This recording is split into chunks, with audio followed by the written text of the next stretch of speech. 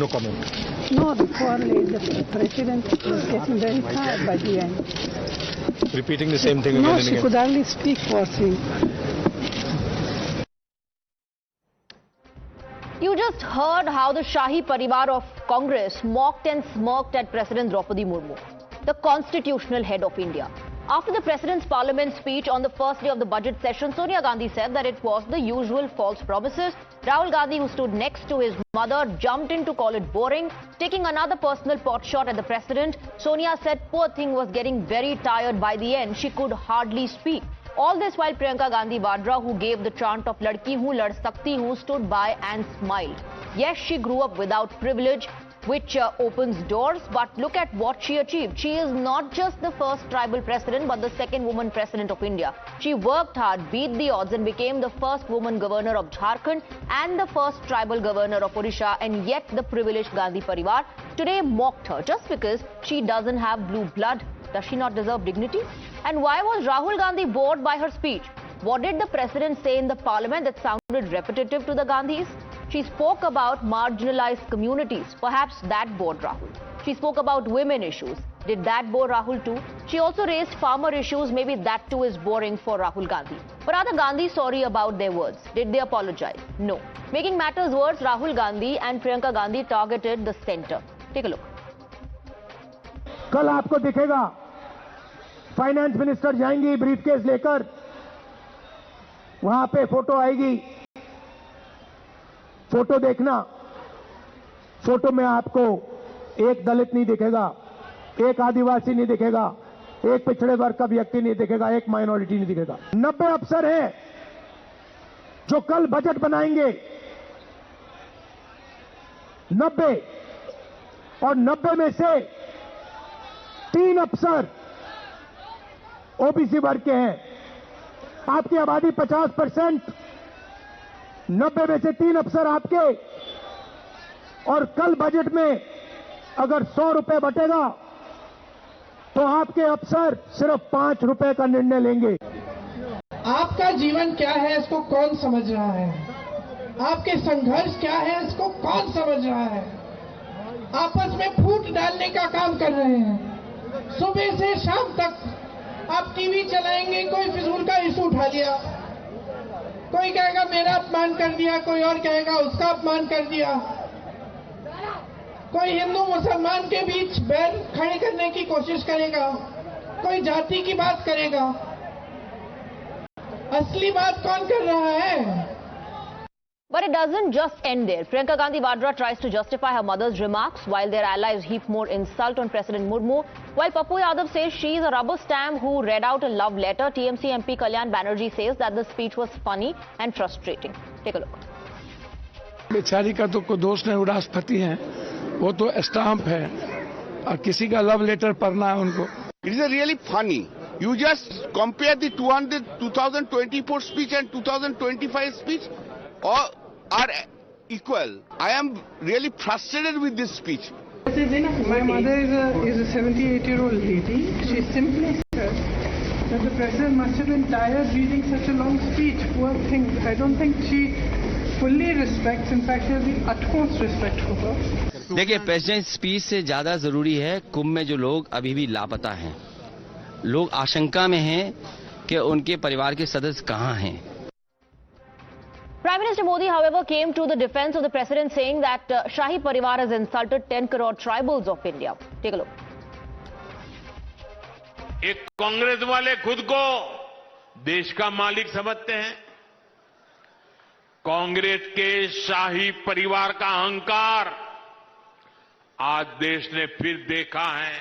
उन्होंने राष्ट्रपति जी को पुअर थिंग कहा, गरीब कहा और चीज कहा, थकी हुई कहा।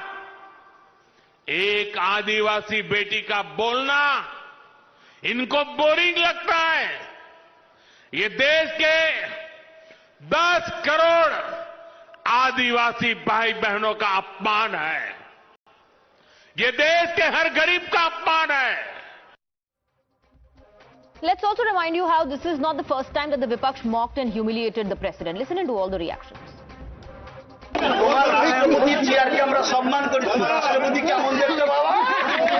She represents a very evil philosophy of India.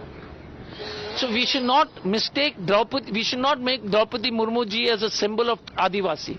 Hindustan की राष्ट्रपति जी सबके लिए है, राष्ट्रपति जी नहीं, राष्ट्रपत्नी जी, हिंदुस्तान की राष्ट्रपत्नी जी सबके लिए है। हम लोगों को राष्ट्रपति भवन में कोई मूर्ति तो नहीं चाहिए,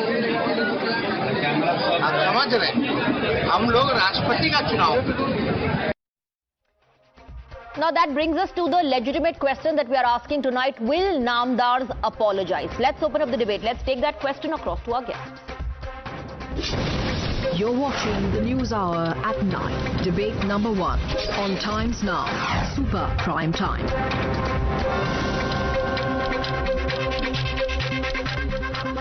Tonight we're joined by Dr. Ajay Alok, National Spokesperson of the Bharatiya Janata Party. We have with us Abhijit Iyer Mitra, Senior Fellow IPCS, Rami Desai, and author Tehseen Poonawala, Political Analyst, Tausif Ahmed Khan, Lawyer and Political Analyst. And we also have Vivek Srivastav, Political Analyst, along with Anurag Bhadoria, National Spokesperson of the Samajwadi Party. Good evening to all of you. Tehseen Poonawala, I want to begin with you. Speaking about the marginalized of the country, the farmers, the women, the poor, the youth, is that boring? Thank you so much for having me on the show, Jai Samvidhan. There are 3 or 4 points. I heard what Mrs. Gandhi said, and for the longest time I was trying to understand why is the BJP making an issue out of a 78-year-old lady, Mrs. Gandhi, empathizing with another lady who's slightly older age. And it's very common lexicon to say, poor lady, she may be tired reading something, or poor child, he's been playing so much.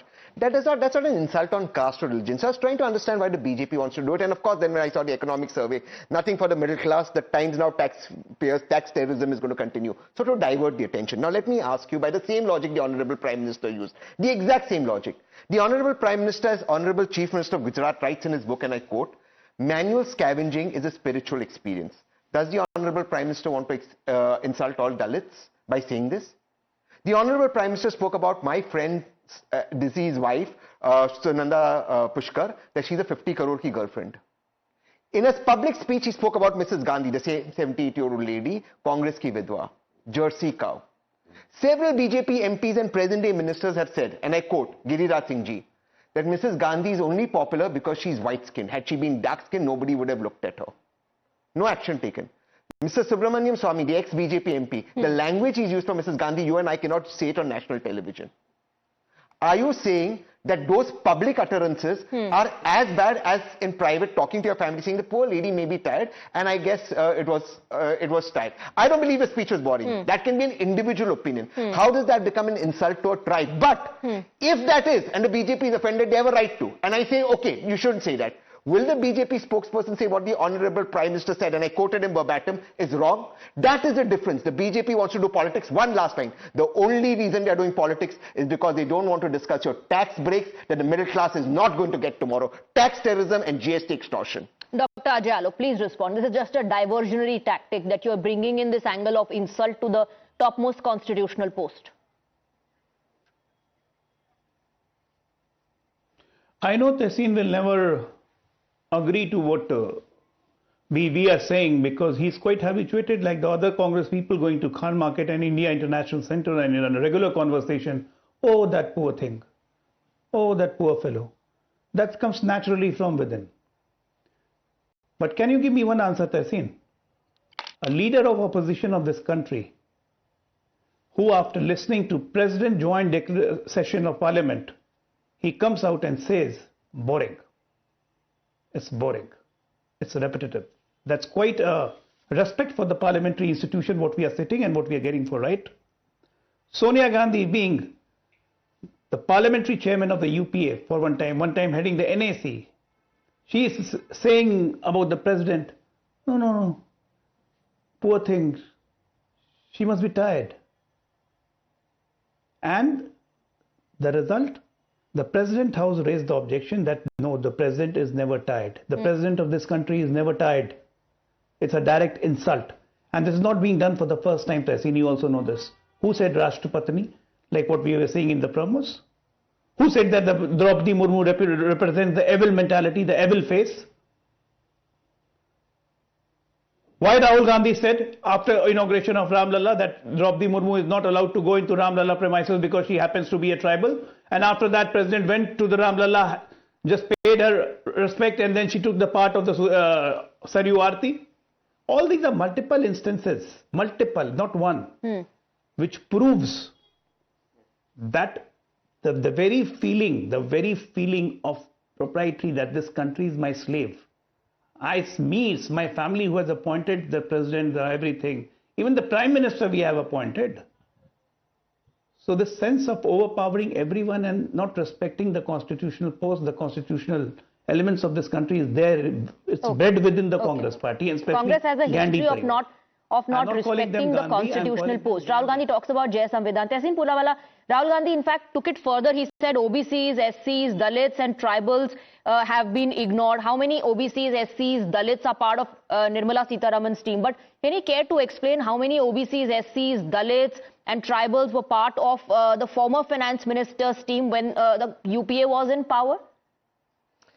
Actually, the fact of the matter is that if there has been an historic injustice, it is the duty of the honorable leader of opposition to raise those points.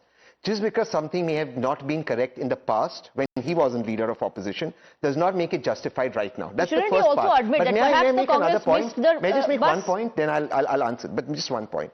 As so far as the constitutional propriety is concerned, as I said again, I don't think the Honorable Her Excellency's speech was boring. I personally don't agree on that. But may I make a point? The government, the current union government or any government in India is run on the name of the president. This government is also run on the name of the President of India and Parliament functions on her name. Yet at the inauguration of Parliament, my holiest site of this country, Her Excellency the President of India was not invited. To me, that is the greatest insult, not of her tribe, not of her gender, but of the post of the President of India. And to me, I stand by that. I think she should have been inaugurating the Parliament. So where I stand from and the way I see it, I do see an undermining of the office, and that is my democratic right to see Ajay wants to come in. Ajay Alok wants to come in. But you do think that it was not boring, not right to say that the speech was boring. Opposition can think something is boring. No, don't democratic. Why should that be? A leader of opposition saying... One second, Tehseen Poonawalla, there could have been a conversation on, the facts of the... One second, on the facts. That the president said something and that the facts are completely different. But the conversation was not about whether there was a factual error in what she said, whether it was wrong. It was a very personal comment on the president. And you are saying that Sonia Gandhi was being empathetic. The BJP says it was nothing but, just pretending to be empathetic while taking a jibe at her. I'm taking the BJP correct. I'm saying the BJP is right. Ajay Bhai is right. I'm accepting the argument. So by the same logic, why don't they accept the same language that I've used? Is that acceptable? Saying something is boring, is that parliamentary, or saying somebody is a Jersey cow? What would you prefer? And Jersey cow said in a speech. Now that is the difference. Any insult, derogatory language used for women is condemnable. Nobody is going to agree to that, Tehseen Poonawalla. But today I am talking about the president's address here, and we're talking about the leader of opposition. Thought it was boring. And boring? He has a right to think that. That's not unparliamentary. Now, it's not me. That may not be acceptable to the BJP. Now, it's not me who is saying. Now, it's not me who's saying that, she was talking about the marginalized community, the farm. It's the president who has herself responded to this criticism that she was tired, saying that she cannot ever be tired by talking about the Vikasit Bharat and the issue of marginalized community. And then towards the end, she also said that perhaps these idioms and discourse in Indian languages, in Hindi, perhaps the opposition didn't get it.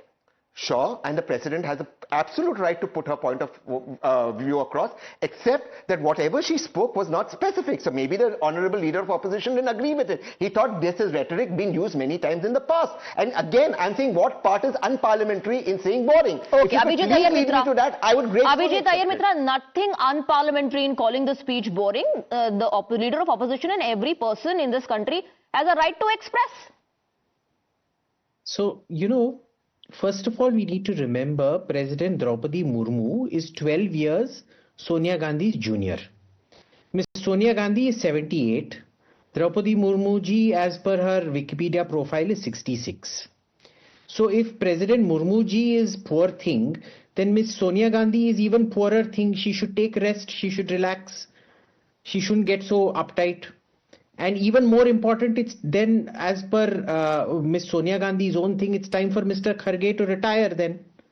Because he's poorer and poorer. He was poorest thing then. Now, this is number one. This wasn't said out of any concern. This was said out of condescension. Okay. Second, what for me is more egregious is what Rahul Gandhi said. It is a boring speech, repetitive, nothing new. Have you heard Rahul Gandhi's speeches? He goes around saying the same thing over and over and over again. You know, a presidential speech is not meant to be a thriller movie or a horror movie or something like that, that keeps giving chills down your spine or excitement at every minute and turn. Maybe Rahul Gandhi feels the need to, give these speeches and then ask, "Kyo maza aaya?" You remember that famous line of his, "Kyo maza aaya?" So maybe his speeches are mazedar speeches. But you see, constitutional dignitaries can't afford to make these mazedar speeches. Right? So somewhere between all three of these people, and then the sister chirping in and saying, "Oh, she's 78, she was just showing concern." It all comes across as not just elitist. I mean, forget the elitist condescension towards India's first tribal president. In Sonia Gandhi's case, it's outright racist. This is a white woman looking down on a tribal original dweller of India. It doesn't get more racist than this. But then given her family history, it's hardly surprising. Her father was a member of Mussolini's army marching through Russia and killing Jews, killing Russians, killing Ukrainians, killing everyone. So it's par for the course. This is exactly what you expect from the family. Racism, condescension, looking down on all people that they consider Untermensch, because they, in the Hitlerian worldview, they consider themselves Ubermensch, superior to everybody else. Okay. Is this elitist mindset, Tausif Ahmed Khan? Because Kalyan Banerjee took it one step ahead. He said that he was frustrated by the speech. And I believe he also said it was funny to him.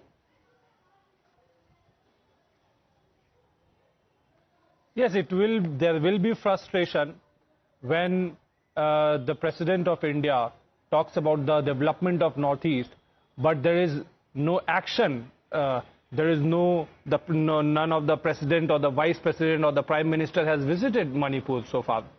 And they it's all only a hollow talk, does not follow any action. Secondly, it is funny because when you look at the text of what was said last year in the speech and what is said this year, there's not much changes. Maybe it's a copy-paste job with little bit of changes here and there. This has turned out to be a ceremonial speech by a person holding a ceremonial position. As it is, the President of India is aided and advised by the Council of Ministers. And at least in the speech that should not have been so visible. At least in a speech the President of India should feel that she has the free will to speak whatever she wants to. But what it sounded like, that even her speech was written or guided or aided by someone in the ministerial position. I mean, this is not very, So just going by that logic, Tausif Ahmed Khan, so are you saying that all the former presidents, all the former presidents who gave speeches during the UPA government, they were all, given these texts that were written by congressmen, UPA people, and like how the opposition has accused, reading out Congress or UPA pamphlets? Is right that, no, now one we second. are talking about President Murmu under the BJP government with Prime Minister Modi. If we're talking, if you're talking about the president during the time of Congress regime, let us pull up the data. Let us pull up the speeches of the presidents, the speech they delivered in the parliament. Okay, so they were all saying what they wanted to out of free will. Currently, they were saying what they wanted to out of free will. Tehseen Poonawalla or the former presidents during the UPA regime said whatever they wanted to out of free will. But when it comes to President Murmu, she's saying whatever the BJP is typing and sending across. No, unfortunately, that's not true. Tausif Bhai is a little wrong here.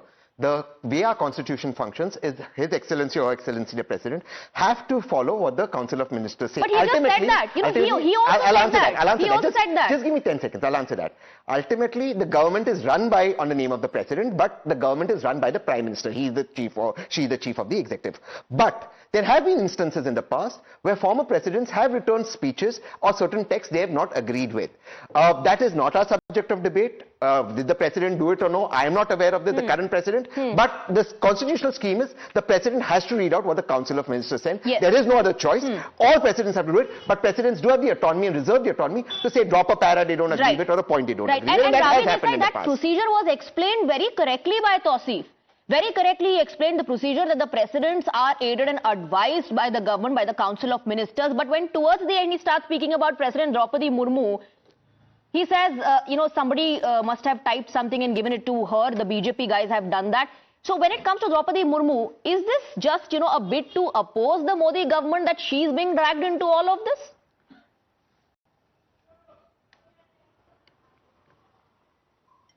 Tausif? Ms. Desai? Look, I have a couple of points on this, so please allow me a couple of minutes.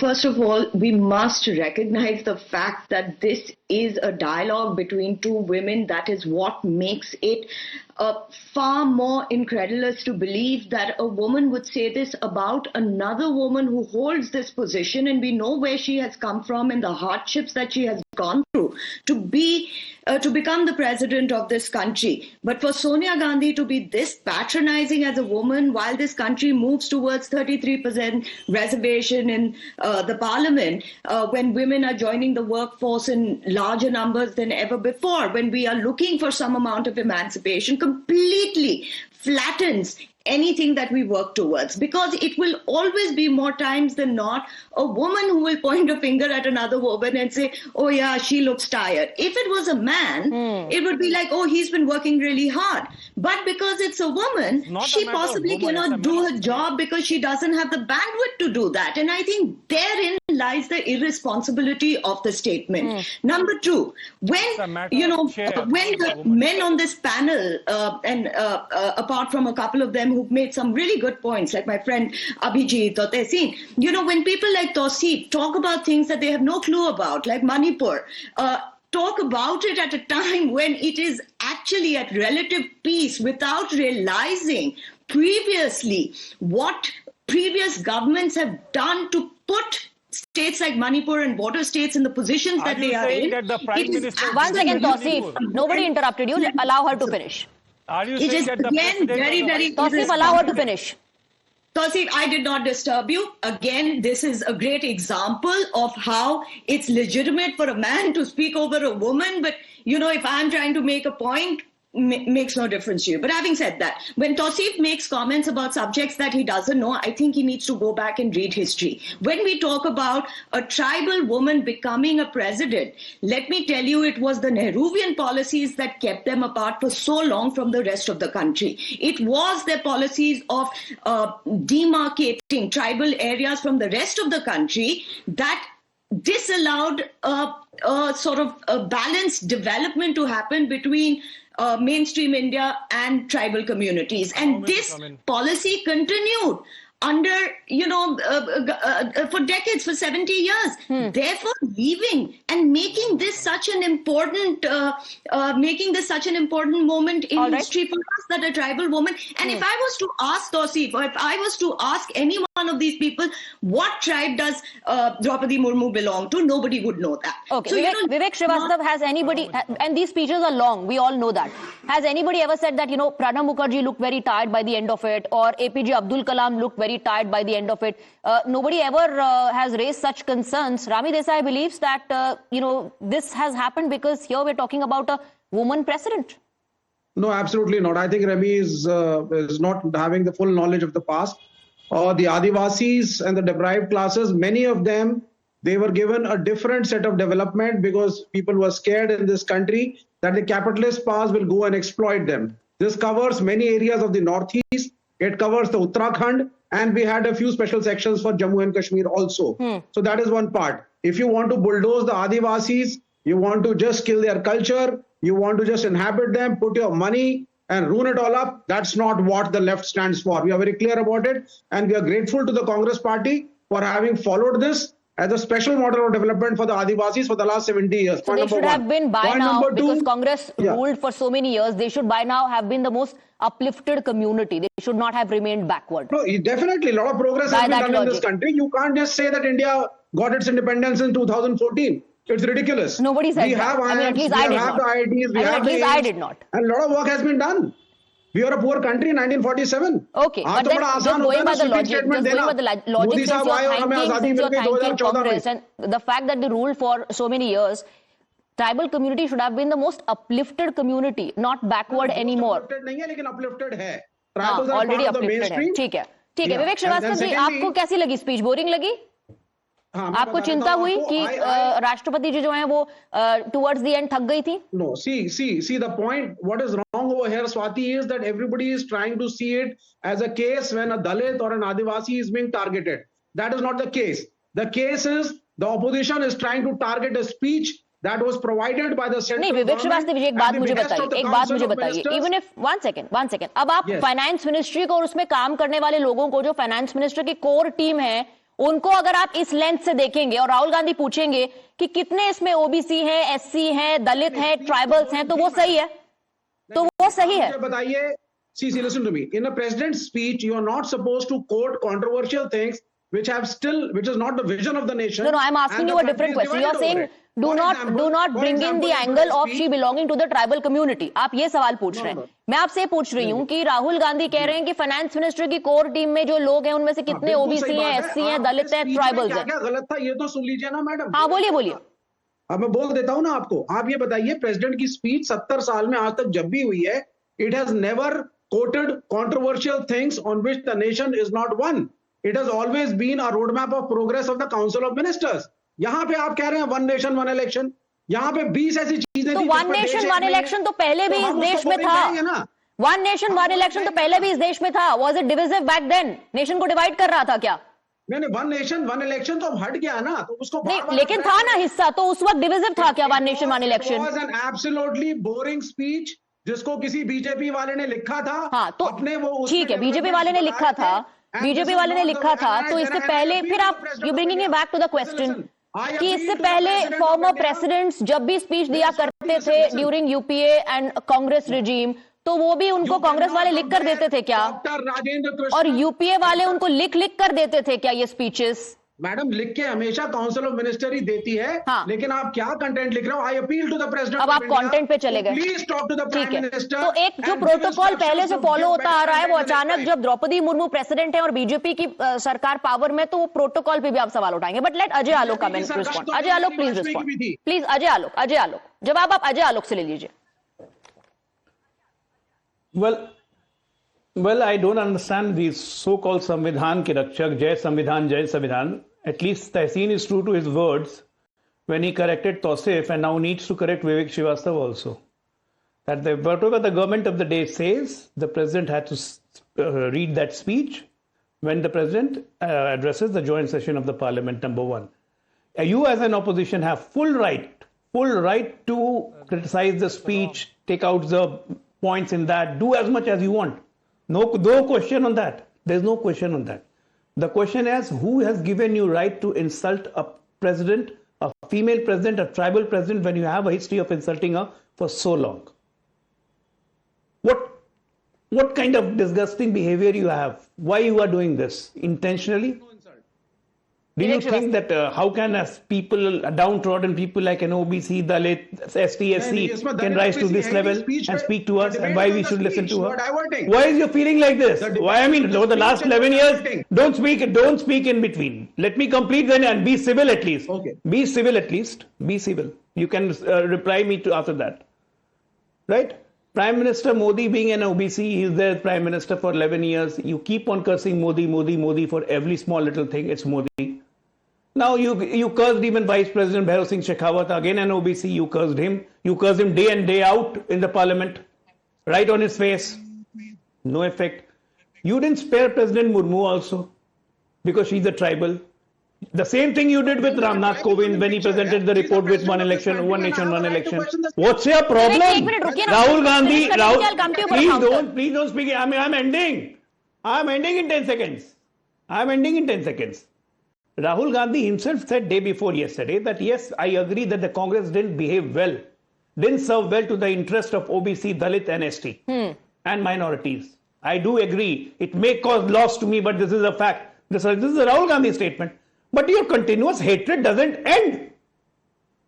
Why do you think people of this country should take you for granted? And why any Dalit or for that matter ST will take you for granted? Who are you? Now allow Vivek Srivastava to come in. Central government आप उसको cover करने के लिए इसको दलित उत्पीड़न बता रहे हैं सर, यह गलत है। हम स्पीच को क्रिटिसाइज कर रहे हैं, हम स्पीच को बोरिंग बोल रहे हैं। अरे सर एक बात बताइए, उस पूरे कॉन्वर्सेशन में क्या ऐसी बात हो रही थी कि देखिए ये कहा प्रेसिडेंट ने ये गलत है और उन्होंने जो दलितों के बारे में कहा गलत है, या मार्जिनलाइज कम्युनिटी के बारे में जो कहा वो गलत है, या फिर उन्होंने इकोनॉमी के बारे में जो कहा वो गलत है? ये ऐसी कोई डिस्कशन और डिबेट तो नहीं हो रही थी ना? अगर ऐसी डिस्कशन और डिबेट हो रही होती तो तब आपका जो आर्ग्यूमेंट है कि हर किसी को राइट है to express what they feel and criticise, वो बिल्कुल सटीक होती। ये क्या कॉन्वर्सेशन थी? मुझे तो बोरिंग लगा, आपको क्या लगा? अच्छा, मुझे लगा कि वो थक गई थी बाद में। ये था conversation. There are two different comments. Sonia Gandhi talked as an elderly woman. She talked with empathy and affection. Poor thing या poor lady ये taunt नहीं है. It is said with empathy and affection. It is very clear. English, and you can check it out in the dictionary or any thesaurus if you want. And secondly, Rahul Gandhi spoke on a different issue. He spoke on the content. Okay, Abhijit Iyer मित्र, आपको English नहीं आती है. Perhaps that's why you don't understand what Sonia Gandhi has said. You'll admit my English is certainly better than Mr. Vivek Srivastava's English at any rate. So I'm not even going to get in there. But you know, the thing here is, he first made a very curious point. You know, this was written by somebody else. These are the same set of people that go after Governor Ravi of Tamil Nadu for not reading out passages of the speech he disagrees with. And they then preach constitutional propriety, saying that whatever Mr. Stalin or Udayanidhi Stalin writes, Governor Ravi is obliged to read it out verbatim. And refusing to read out paragraphs that go against the integrity and sovereignty of the country is also a breach of constitutional propriety. And here, when it comes to the center, they say, oh, how can she read out a speech written by the Prime Minister?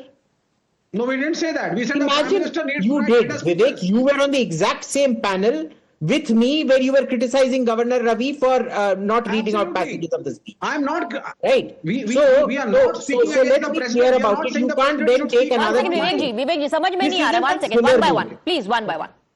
This isn't a thriller movie. This is not an action movie. This is not Tumka or Jhumka. This is not Chitrahar. You are not coming to listen to this. Boring flop movie, right? Okay. This is a very, very serious thing. And it's very curious that Rahul Gandhi actually finds the emancipation and empowerment of the most underprivileged, disprivileged sections of our society boring and repetitive. Yes, it is boring and repetitive. What are you going to do about it?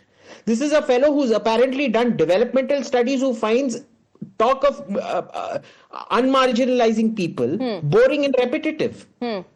Amazing. I think Tausif should also come in on that point that you were making earlier. Neither the earlier. Gandhis nor some persons on this panel seem to understand English properly. That the governor of Tamil Nadu has been criticized because he wanted to speak out of free will and not what the government asked him to. I think Tausif should come in because we've seen this governor versus government war in West Bengal for far too long. Tausif, please respond on that one particular point raised by Abhijit Ayar Mitra.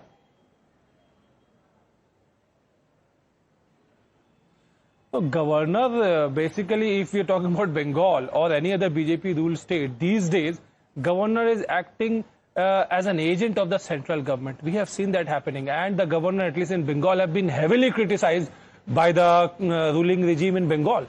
Today, I heard one of the panelists said, oh, why Sonia Gandhi is criticizing the president, and that is an insult.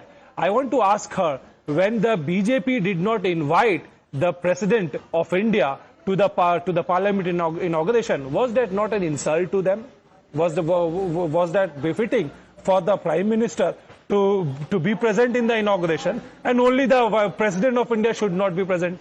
Was that befitting to her post? You have Secondly, sidestepped that is question the Sonia of the Gandhi's governor free versus will government that she can express her? You conveniently ignored that question raised. That question raised about the governor versus government episode in West Bengal, but you've asked a counter to Ms. Desai. So Ms. Desai, please respond, and then Tehsin Poonawalla.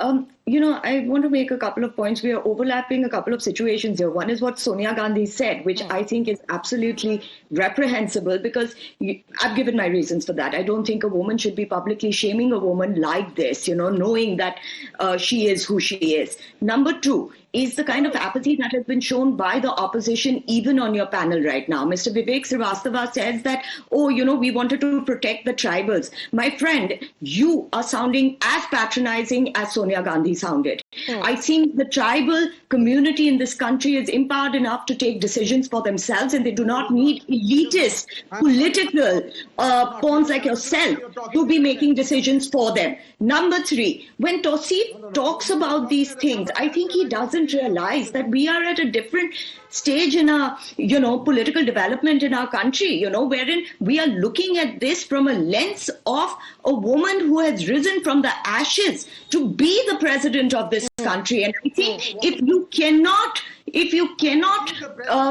support that, the least that you should be doing is trying to deflect the topic and absolutely. And she can speak for herself.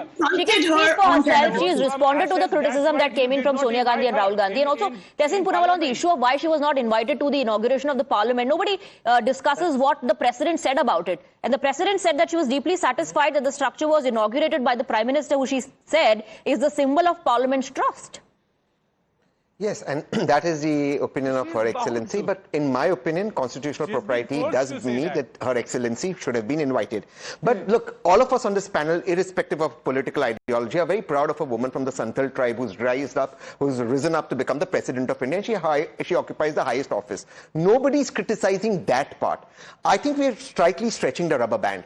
If the Honorable Leader of Opposition believes that there was nothing substantive in what the government had to present via Her Excellency, I think he's perfectly justified in saying that. Ultimately, he's using extremely parliamentary language, saying, listen, I don't think this speech had anything, it was boring. It is perfect parliament language. You can disagree vehemently with the Leader of Opposition, and that's your free right. But if the government hasn't given specifics, I didn't see any specifics in the finance budget that has been put in. If they don't have a roadmap except a vague idea of what a Brexit was, I think the Leader of Opposition is being very, is being articulate in his justifying it, saying it's not an unparliamentary language that Rahul Gandhi has used, while the BJP, of course, is questioning, demanding an apology, saying this is nothing but an insult to the top constitutional post. I'm wrapping up debate number 1. Dr. Ajay Alok, Tehseen Poonawalla, Akashdeep Muni and Preeti Sharma on debate number 2.